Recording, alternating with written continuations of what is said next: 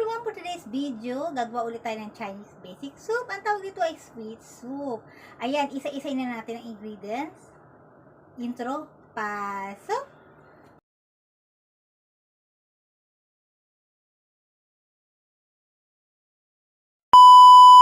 Meron tayong papaya. Hiniwa ko siya ng ganyang kaliit. 1 corn.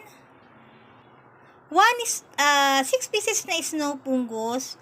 Binabad ko muna siya para lumambot. Tinanisin mo yung nasa gitna niya kasi matigas yun.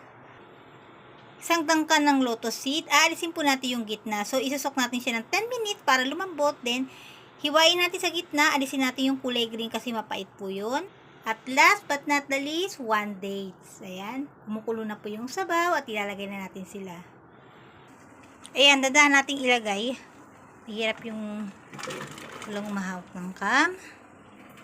Corn. Dahan. Snow fungus. Lotus seeds. And dates. Ayan. Takpan natin. So, pakalan natin siyang 20 to 25 minutes or aabot pa ng 30 minutes kasi medyo matigas po yung papaya. Ayan, sana po may natutunan po kayo sa akin for today and thank you for watching.